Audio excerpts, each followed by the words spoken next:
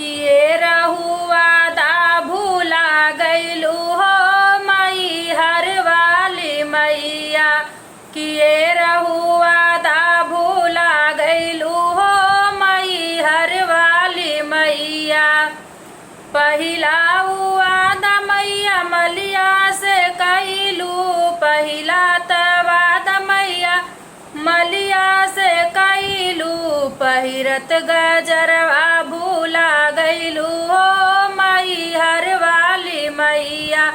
पहिरत गजरवा भूला गैलू हो मई हर वाली मैया। किए रहुआ दा भूला गैलू हो मई हर वाली मैया। किए रहुआ दा भूला गैलू हो मई हर वाली मैया। दूसरा वादा मैया कहरा से कैलू, दूसरा वादा मैया कहरा से कैलू।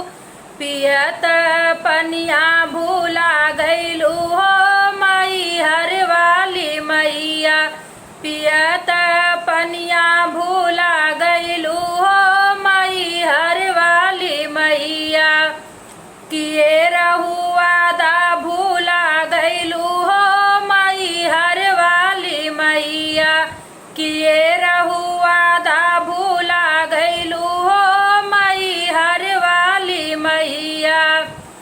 तीसरा वादा मैया सोनरा से कैलू, तीसरा वादा मैया सोनरा से कैलू।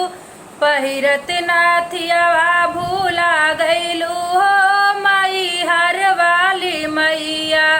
पहिरत नथियावा भूला गैलू हो मई हर वाली मैया।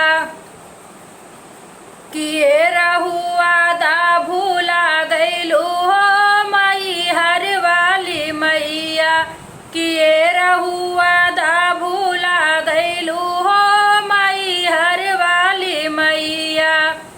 चौथा वादा मैया बजजवा से कैलू, चौथा वादा मैया बजजवा से कैलू। पहिरत चुनरिया भूला गैलू हो मई हर वाली मैया। पहिरत चुनरिया भूला गैलू हो मई हर वाली मैया। किए रहुआ दा भूला गैलू हो मई हर वाली मैया। किए रहुआ दा भूला गैलू हो मई हर वाली मैया। पचवा वादा मनी हरवा से कैलू, पचवा वादा मनी हरवा से कैलू। पहिरत सेंदूरवा भूला गैलू हो मई हर वाली मैया। पहिरत सेंदूरवा भूला गैलू हो मई हर वाली मैया। किए रहुआ दा भूला गैलू हो मई हर वाली मैया। किए रहुआ दा भूला गैलू हो मई हर वाली मैया। छठवा वादा मैया हम सब से कैलू, छठवा वादा मैया हम सब से कैलू।